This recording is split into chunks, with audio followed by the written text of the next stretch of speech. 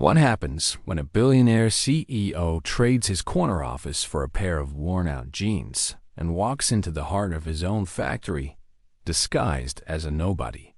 This is the story of James Sullivan, a man whose empire is about to reveal secrets he never saw coming, and whose journey will redefine what it means to lead.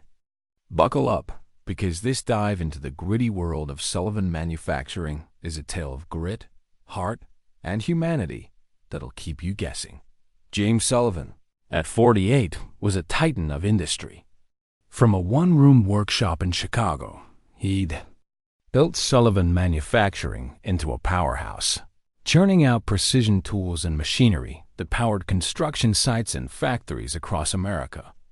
By 2025, the company's logo was a badge of quality, its revenue in the billions, and James' name a staple in Forbes lists. With his salt and pepper hair, steady hazel eyes, and a handshake that sealed multi-million-dollar deals, he was the picture of success. But beneath the tailored suits and confident stride, a quiet unease had taken root. Sullivan Manufacturing was his creation, his legacy. But did he truly know the people who kept it running? James' days were a blur of boardrooms, financial reports, and video calls with global partners. He analyzed production metrics, negotiated with suppliers, and strategized against rivals like Horizon Industries, who were nipping at his heels with cheaper, automated alternatives. His world was one of spreadsheets and skyscrapers, far removed from the factory floors where the real work happened. He'd always prided himself on being ground, a kid from a blue-collar family who'd worked his way up. But lately, he felt like a stranger in his own company. The numbers told him Sullivan Manufacturing was thriving, but numbers didn't tell the whole story. What about the people? The welders, assemblers, and packers who turned his vision into reality. Were they as invested as he was, or was something breaking beneath the surface? The spark for change came on a chilly May morning in 2025 in the sleek boardroom of Sullivan Manufacturing's Chicago headquarters. The 50th floor view of Lake Michigan glittered, but the mood inside was tense. James sat at the head of a glass table, facing his executive team as they dissected the latest quarterly report. Production at the Riverview plant, a key facility in a small Illinois town, was lagging. Not drastically, but enough to raise red flags. CFO Diane Harper, her tablet glowing with charts, pointed to a troubling trend. Output's down 8% at Riverview, she said, her tone clipped. Worker turnover's up, and we're hearing grumbles about morale. Nothing concrete, but it's a risk we can't ignore. James leaned back, his fingers drumming the table. Riverview was more than a factory. It was the lifeblood of a town where families relied on Sullivan Manufacturing for their livelihoods. Low morale? That wasn't the company he built, one founded on fair pay and pride in craftsmanship. But the reports from plant managers were vague, polished summaries that felt too clean. Diane suggested a consultant to assess engagement. But James shook his head. Consultants were outsiders, and outsiders missed the truth. He needed to see it for himself, not as the CEO, but as one of them. "I'll handle Riverview," he said, his voice firm, cutting off the murmurs of surprise. "No consultants. I'm going in." The idea was audacious, even reckless, but James Sullivan didn't build an empire by playing it safe. He'd started as a welder, sweating alongside workers, sharing their struggles and dreams. Somewhere along the way, he'd lost that connection, and it was eating at him.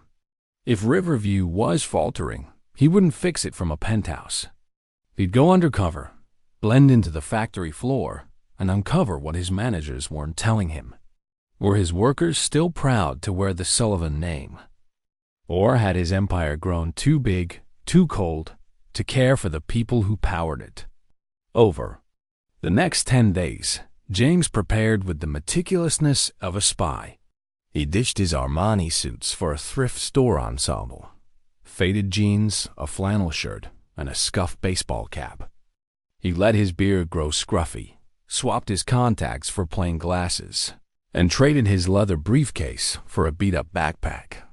With help from his trusted assistant, Laura, he crafted a new identity.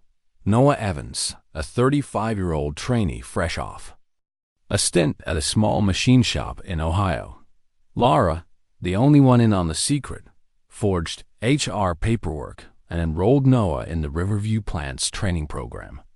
"You're out of your mind, James," she said, handing him a fake ID, her eyes twinkling with worry. "What if they recognize you?"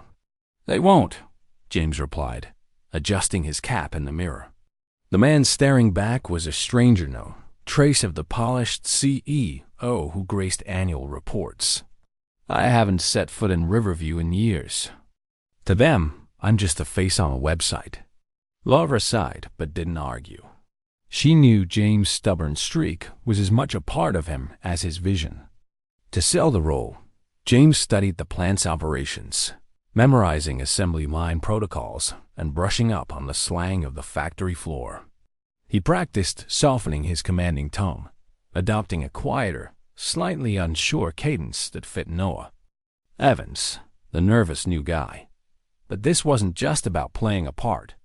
James had a mission: to uncover the truth behind Riverview struggles, to see if his company still embodied the values of hard work and fairness he'd staked his life on, and to understand why his empire felt like it was slipping.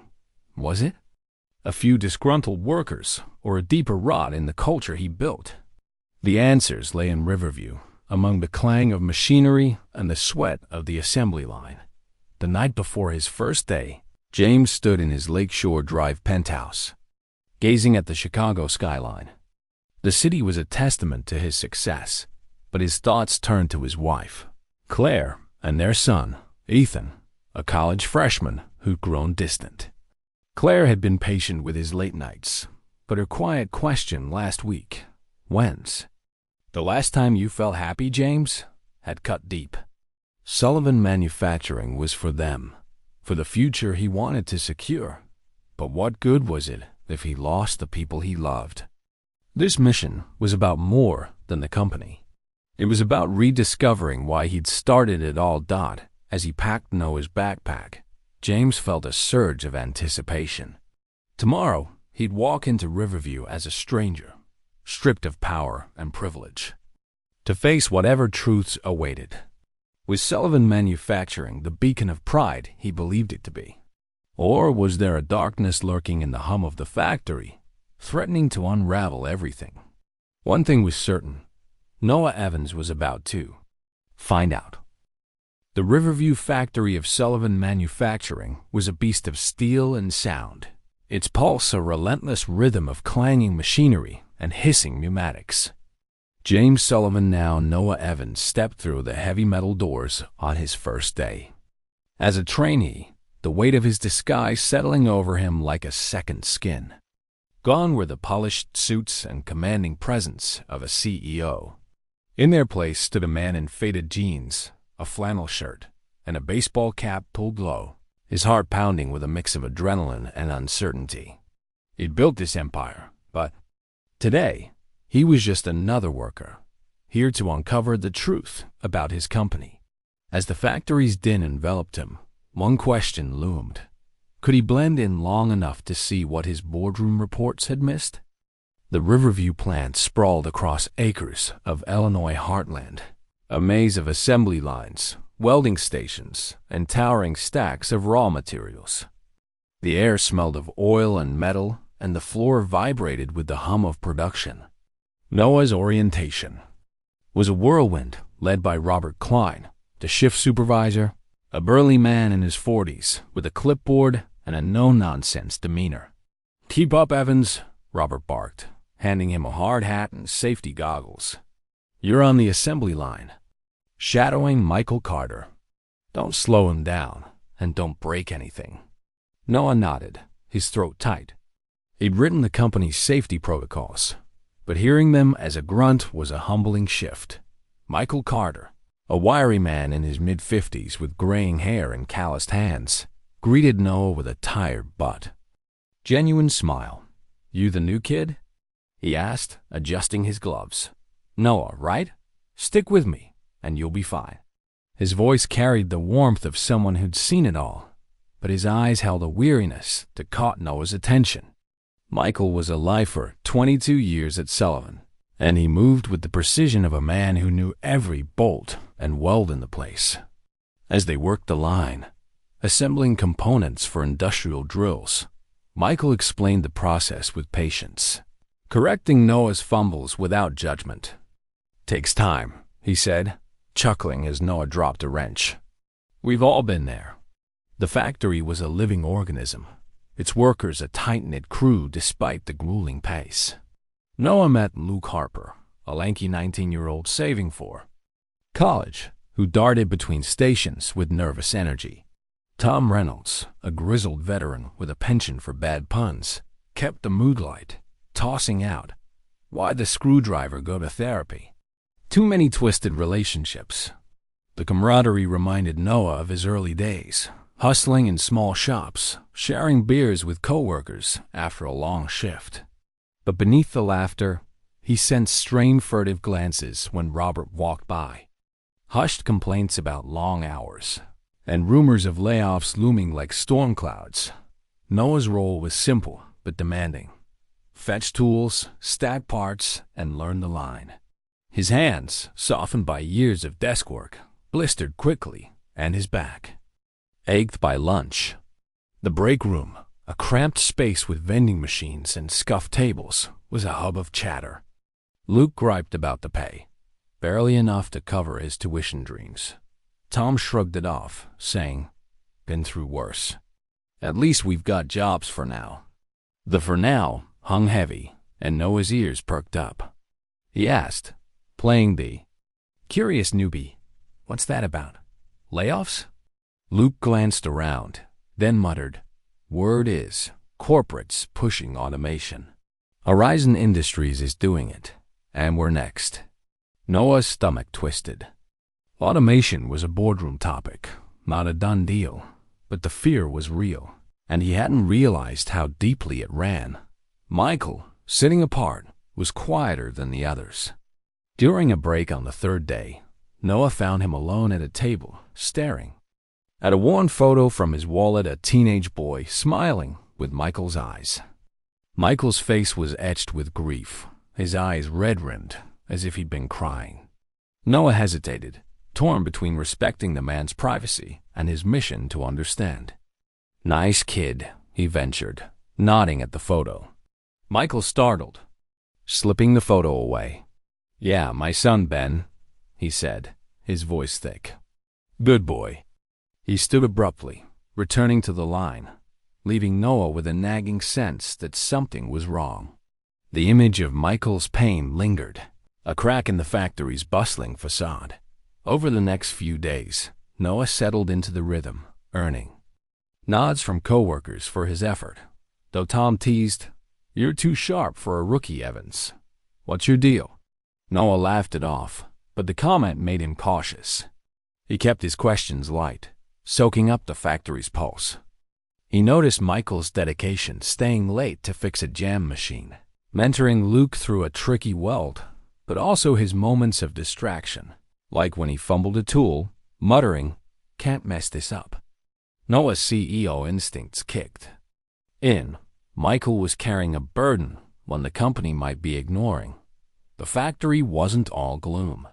There were moments of joy, a birthday cake for Tom, shared in the break room, or Luke's shy pride when Michael praised his work. But the undercurrent, OF worry, was undeniable. Noah overheard snippets, complaints about stagnant wages, a health plan that didn't cover enough, and fear that Riverview's lifeline, Sullivan Manufacturing, might pull the plug. One worker, a woman named Carla, whispered to Luke, "If Horizon poaches us, I'm gone. They're offering better benefits." Noah's heart sank. Horizon Industries was a vulture, circling struggling plants, and he hadn't realized how vulnerable Riverview was. The double life took its toll. At night, Noah returned to his Chicago penthouse, shedding his disguise but not the weight of what he'd seen. Claire noticed his distraction, her gentle, "You okay, James?" met with half-truths. He couldn't tell her about Noah, not yet. But her words echoed. "You used to love this company for its people." His son, Ethan, barely responded to texts, a reminder of the family he'd neglected. "This is for them," James told himself, staring at a photo of Claire and Ethan. But the factory struggles felt personal, a betrayal of the values he'd once lived by. By the end of the week, Noah was no closer to hard answers, but Michael's quiet pain gnawed at him. The man was the heart of the factory, yet something was breaking him. Was it personal, or was Sullivan Manufacturing failing him? Noah needed to get closer, to understand Michael's story without blowing his cover. Robert Klein's sharp eyes were already lingering too long, noting Noah's knack for the work. "You're picking this up fast, Evans," he said once, his tone probing. Noah shrugged, but the scrutiny was a warning. His mission was a tightrope, and every step risked exposure. As he left the factory one evening, the setting sun casting long shadows over Riverview's modest streets, Noah glanced back at the plant's smokestacks. Michael was still inside, working late again, his silhouette hunched over a machine. The man was a puzzle, and Noah was determined to solve it. The truth about Sullivan Manufacturing, its heart, its flaws, lay in the stories of men like Michael, and Noah Evans was going to find it, no matter the cost. Noah Evans wiped sweat from his brow, the clang of the Riverview factory's assembly line a relentless drumbeat in his ears. 2 weeks into his undercover stint at Sullivan Manufacturing, James Sullivan was no longer just playing a role. He was living it. His hands were calloused, his muscles ached, and his mind churned with questions about the factory's soul. Michael Carter, the veteran worker who'd taken him under his wing, was at the heart of those questions. The man's quiet dedication was undeniable, but so was the shadow of pain in his eyes, pain Noah had glimpsed in that fleeting moment with the photo. Something was breaking Michael, and Noah was determined to find out what, even as the risks of his disguise grew. The factory hummed with its usual chaos, machines whirring, workers shouting over the din, and the ever-present pressure to meet production quotas. Noah had settled into his trainee role, fetching tools and stacking parts under Michael's guidance. The older man was a master of the line, his movements precise despite the fatigue etched into his face. But Noah noticed cracks in Michael's calm moments when his hands trembled, or when he stared blankly at a drill bit, lost in thought. During a quiet shift, Noah tried to probe, keeping his tone casual. "You've been here forever, Michael. What keeps you going?" Michael forced a smile, his eyes distant. "Gotta keep the lights on, kid. That's all." The answer was too vague, too guarded, and it only deepened Noah's resolve to get closer. Noah leaned on the factory's social fabric, chatting with coworkers during breaks. Luke Harper, the young dreamer saving for college, was an open book, griping about the grind but lighting up when he talked about his engineering classes. Tom Reynolds, the pun-slinging veteran, shared stories of the factory's good old days before quotas tightened. But when Noah mentioned Michael, their faces shifted. "Carter's solid," Tom said, tossing a coffee stirrer. "But he's been off lately. Keeps to himself." Luke nodded, lowering his voice. "Heard he's got family trouble." "Don't ask him, though he shuts down." The hints were enough to confirm Noah's suspicions. Michael's pain was personal, and it was big. The breakthrough came on a sweltering Tuesday, when a hydraulic press on the line jammed, halting production. For an hour, the crew scrambled to clear the fault, but Michael's reaction was visceral. His hands shook as he worked, his face pale, and he muttered, "Not now, not again. I can't afford this." Noah, hauling spare parts nearby, caught the words and saw the panic in Michael's eyes. When the press was fixed, Robert Klein, the supervisor, chewed out the team for the delay, his gaze lingering on Michael. Carter, you're the veteran here. Step it up. Michael nodded, but his shoulders slumped, and Noah's got twisted. A delay meant dock pay for some, and Michael's fear suggested he couldn't take the hit. Later that day, Noah seized. A moment alone with Michael at the tool bench. "You okay back there?" he asked, keeping his voice low. "Looked like that jam hit you hard." Michael hesitated, his fingers tightening around a wrench. "Just old troubles, Noah. Nothing you need to worry about." But his voice cracked, and Noah pressed gently. "If you're in a bind, maybe I can help. We're a team, right?" Michael's eyes met his, a flicker of trust battling years. "Of guardedness. Appreciate it, kid," he said finally. "But it's my mess." He walked away, leaving Noah frustrated but more determined than ever. The real answer came by chance, in a conversation Noah wasn't meant to hear. During a late shift, he was restocking supplies near Robert's office when he overheard a heated exchange through the cracked door. Michael's voice, raw and pleading, cut through the hum of the factory. "I'm not asking for much, Robert. Just an advance, a couple grand. My son, Ben, his treatments are killing us. The hospital's threatening to stop if I don't pay." "Up," Robert sighed, his tone heavy but firm. "I feel for you, Mike, but I've bent the rules before. Corporate's cracking down, no advances, no exceptions. You know how it is." Michael's reply was barely audible. 22 years, and this is what I get?" The door swung open, and Michael stormed out. Brushing past Noah without a glance, Noah stood frozen, his heart pounding. Michael's son was sick cancer, likely, given the mention of treatments, and Sullivan Manufacturing's rigid policies were leaving him to drown. As James Sullivan, Noah felt a surge of guilt.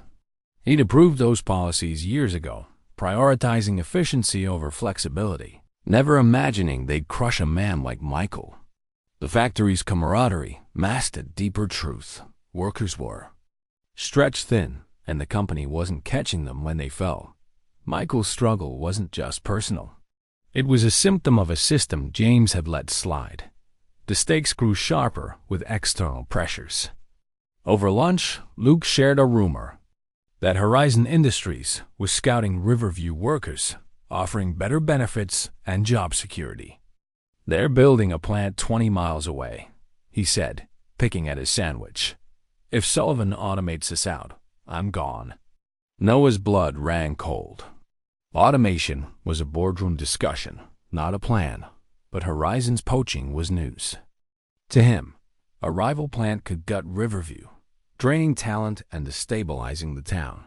He needed to act, but as Noah, his hands were tied. He couldn't reveal his identity without derailing his mission, and he needed more than Michael's story to justify sweeping changes. Noah doubled down, observing the factory's pulse. He noticed other signs of strain. Carla, a packer, skipping. Breaks to hit quotas. Tom icing his wrist after long shifts, muttering about no sick days left. The health plan, he learned, had high deductibles, forcing workers to delay care. During a safety drill, Robert mentioned budget cuts, limiting equipment upgrades, a decision James had signed off on without a second thought. Each detail was a pinprick of regret, a reminder of how far he drifted from the factory floor. His cover, meanwhile, was fraying. Robert's scrutiny intensified after Noah suggested a faster way to recalibrate a machine, a slip born of his CEO knowledge. "Where'd you learn that, Evans?" Robert asked, his eyes narrowing. Noah mumbled about an old job, but the moment was a warning. Tom, too, was curious, joking. "You talk like you run the place, kid." Noah laughed it off, but the close calls piled up. He needed to move faster, to understand the full scope of the factory's struggles before his disguise unraveled. The personal toll grew heavier. At night, James returned to his penthouse, the factory's grit clinging to him. Claire's questions grew sharper. "You're barely sleeping, James. What's wrong?" and his vague replies strained their bond. Ethan, his son, sent a curt text. "Missed your call. Busy with finals." The distance hurt, but James clung to his purpose. This mission was for them, for Riverview, for the company he'd built. But Michael's muttered words, 22 years, and this is what I get, echoed like an accusation. Noah had to act, but first, he needed the full picture by the week's end. Noah knew Michael's struggle was the key. The man's dedication was the factory's heartbeat, but his breaking point was a warning. Was Sullivan Manufacturing failing its people, or was Michael's case unique? Noah needed answers, and he needed them before Horizon poached his workers or Robert saw through his act. As he left the factory, the neon glow of Riverview's main street flickering, Noah glanced at Michael, still at his station, head bowed. The truth was close, but so was the danger. The next move would change everything, for Michael, for Riverview, and for James Sullivan himself. The Riverview factory's break room was packed, the air thick with curiosity and the faint scent of burnt coffee. Workers crowded around folding tables, their hard hats tucked under arms, whispering about the sudden all-hands meeting. Noah Evans James. Sullivan in disguise stood at the back, his pulse racing. For weeks, he'd lived as a trainee, sweating alongside the crew, uncovering the struggles that plagued Sullivan Manufacturing. Michael Carter's desperate plea for his son's medical bills had been the final straw, a mirror to the company's failures. Today, James would shed his cover, not just to help Michael, but to reclaim the heart of the empire he'd built. The truth was a gamble, but it was one he had to take. Robert Klein, the shift supervisor, clapped his hands for silence. "Listen up, corporate's got something to say. Don't know what's up, but let's keep it quick." His gruff tone. Masked unease meetings like this were rare, and rumors of layoffs had everyone on edge. James adjusted his baseball cap, his cheap glasses fogging slightly from nerves. He'd coordinated with Laura, his assistant, to set up this moment, ensuring no one, not even Robert, knew what was coming. As the crowd settled, James stepped forward, his flannel shirt and scuffed boots blending seamlessly with the sea of workwear. But when he reached the front, he removed his cap, letting his CEO presence fill the room. "I'm not who you think I am," he began, his voice steady, cutting through the murmurs. "Some of you know me as Noah Evans, the new trainee. But my real name is James Sullivan, and I'm the CEO of Sullivan Manufacturing." A gasp rippled through the room, followed by stunned silence. Luke Harper's eyes widened, Tom Reynolds dropped his coffee cup, and Michael Carter froze, his weathered face a mask of disbelief. Robert's clipboard slipped from his hands, clattering to the floor. James pressed on, his gaze sweeping the crowd. "I came here undercover because I needed to see the truth, not from a boardroom, but from your world. I've seen your grit, your pride, but also your struggles. And I've seen enough to know we've lost our way." The room erupted in whispers, some awed, others skeptical. Carla, a packer, crossed her arms, muttering, "This some kind of stunt?" James expected the doubt. He'd been a distant figure, a name on a letterhead, not a man who shared their sweat. He raised a hand, his tone firm but earnest. "This isn't a stunt. I've worked beside you, seen how you keep this place running, but I've also seen pain no one should carry alone. Michael Carter, could you step up here?" All eyes turned to Michael, who hesitated, his boots scuffing the floor as he approached, his expression a mix of confusion and dread. James faced him, his voice softening. "Michael, I heard about your son, Ben, his cancer treatments, the bills piling up. You've given this company 22 years, and we've let you down. That ends now. Sullivan Manufacturing will cover Ben's medical expenses, every cent, until he's well." Michael's eyes glistened, his jaw trembling. The crowd murmured, some clapping, others still processing. James continued, And it's not just you. Starting today, we're launching a support program for every employee facing personal hardships, medical, financial, whatever it takes to keep you strong. Because this company isn't just about machines, it's about you. The applause started. Slow, led by Tom, then swelled as Luke and others joined in. Michael, overcome, stammered, I don't know what to say, sir." His voice broke, tears spilling. James clasped his shoulder, his own throat tight. "You've already said it, Michael. Your work, your heart, it speaks louder than words." The moment was raw, electric, but not everyone was convinced. Carla stood, her voice sharp. "Sounds nice, but is this for real? Or just a PR move to shut us up about layoffs?" The question hung heavy, a challenge James had anticipated. He'd heard the automation rumors, the fear that Riverview could be gutted. "I hear you, Carla," James said, meeting her gaze. "I've been too far from this place, signing off on policies that hurt more than they helped. That's on me. But I'm not here to slap a Band-Aid on things. Layoffs? Not happening. Automation? We'll use it to make your job safer, not take them. I'm committing to better wages, a real health plan, and a voice for every worker. You have my word, and I'll be here to make sure it happens." His honesty disarmed the skeptics, and even Carla nodded, though her arms stayed crossed. The room buzzed with cautious hope, the kind that comes when trust is promised, but not yet earned. James wrapped up, his voice resolute. "This factory is Riverview's heartbeat, and you're its blood. I've seen what you're capable of, and I believe in you. Let's build something better together." The applause was louder now, heartfelt, as workers exchanged looks of surprise and possibility. Michael, still at James' side, managed a shaky "thank you" before returning to the crowd, embraced by Tom and Luke. Robert, recovering from his shock, approached James, muttering, "Didn't see that coming, sir." James smiled faintly.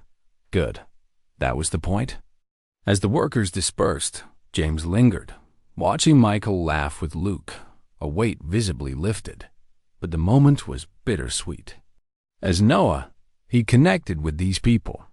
As James, he'd have to prove his promises weren't empty.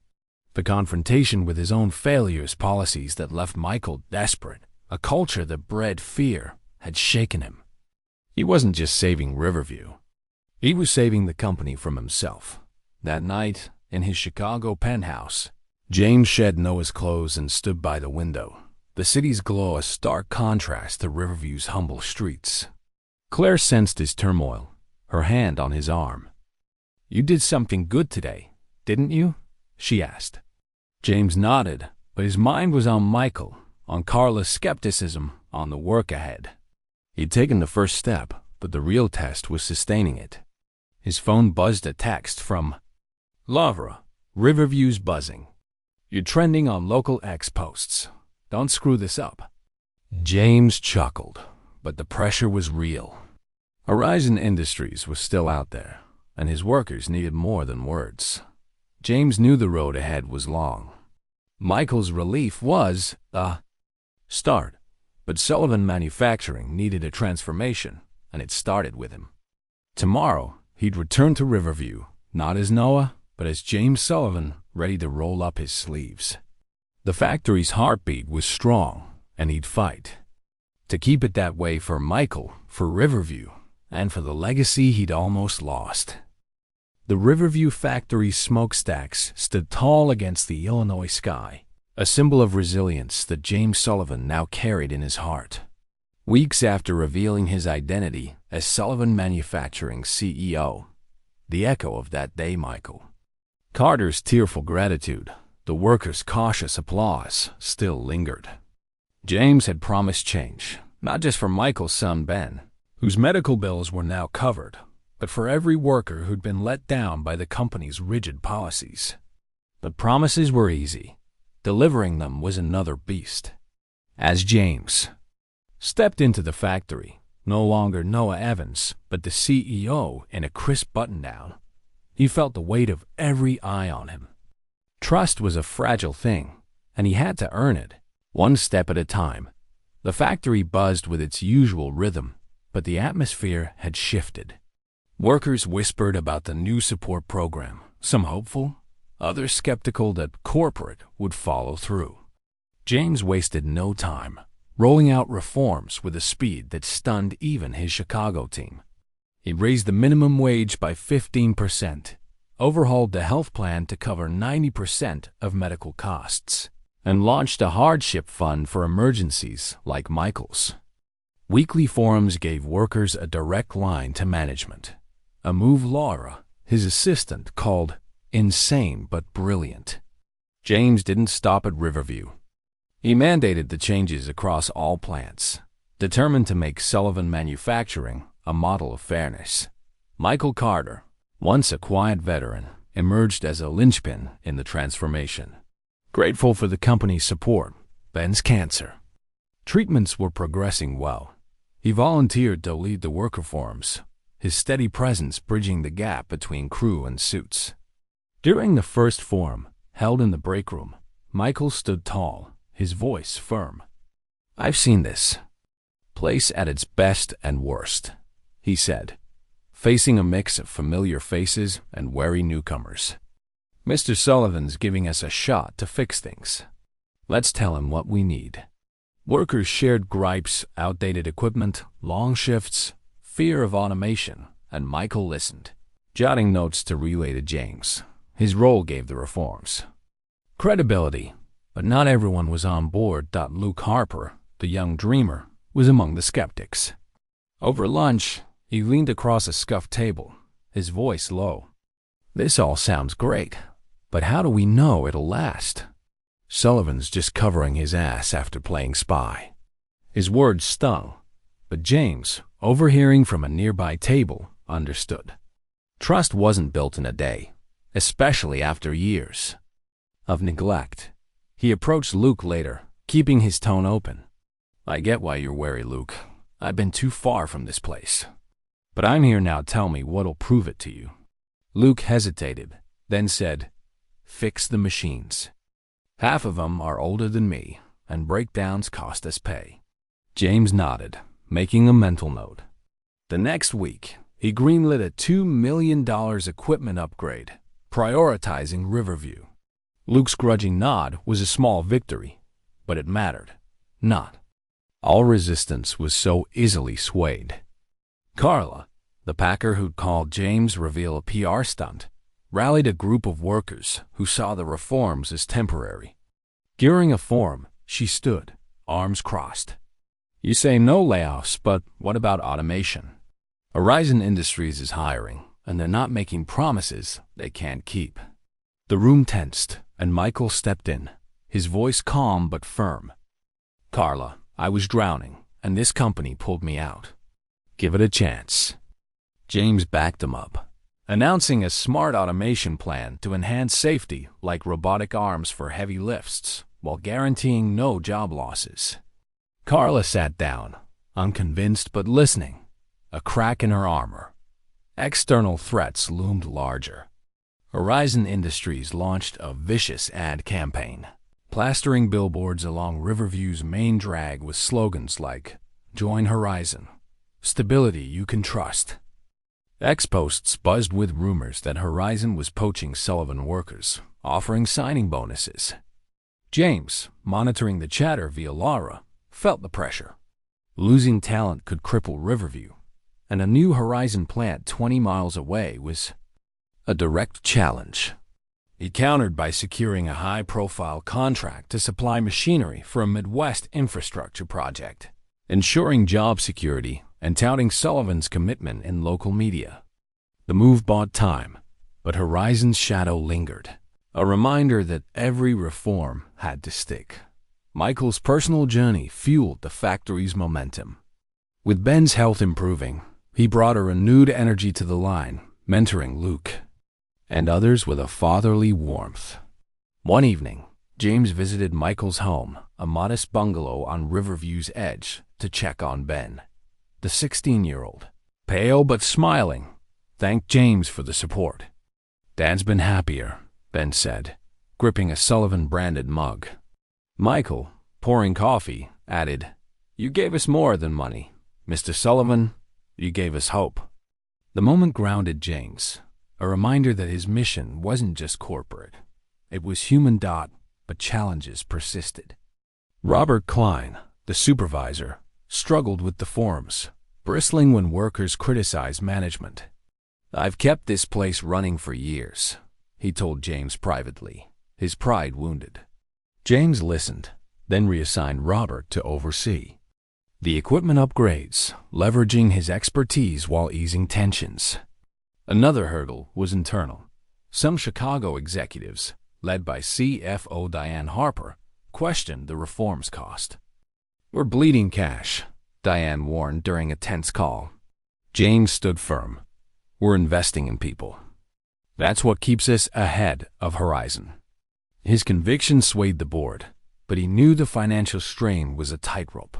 James' personal life felt the ripples.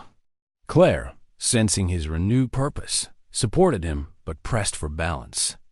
"You're doing right by them, but don't forget us," she said, her hand on his.